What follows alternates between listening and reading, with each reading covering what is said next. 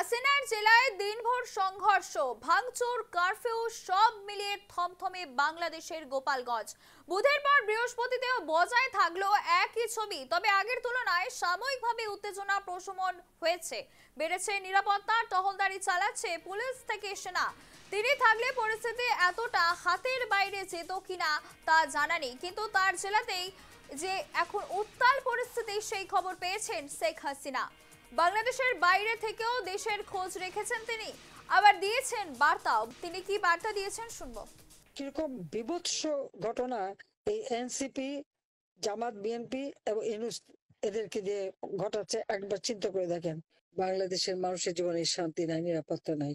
আজকে গোপালগঞ্জে তার সৃষ্টি করা এক পকেট দল, টোকাই দিনে যে দল করেছিল এনসিপি, সেই দলের মিটিং শেষে তারা সেখানে গন্ডগোল করে এবং গুলিতে এ পর্যন্ত 15 জন আহত এবং তার মধ্যে 7 জন নিহত। আবার কেউ কেউ বলছে 13 জন নিহত। সঠিক তথ্যটা এখনো পাচ্ছে, তবে 7 জন নিহত হওয়ার কথা শোনা যাচ্ছে। যে ছাত্রদের হত্যা করেছে, যে সমস্ত ছাত্ররা হত্যা করেছে, তাদের আত্মার শান্তি এবং মাকাজ কামনা করি। পরিবারের প্রতি আমার সহমর্মিতা জানাই। আর যারা আহত হয়েছে তাদের চিকিৎসা এবং দ্রুত আরোগ্য লাভ করতে চাই, কিন্তু এখন সে অত্যাচার চলছে, নির্যাতন চলছে।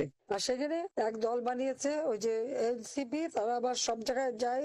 এদের চাঁদাবাজি, মাস্তানি আজকে মানুষের জীবনে নাবিশ্বাস উঠেছে। এবং আজকে গোপালগঞ্জে যে তার যে ন্যাক্কারজনক ঘটনা ঘটলো, তো এদের কারণে আজকে প্রায় 7-7টা প্রাণ ঝরে গেল।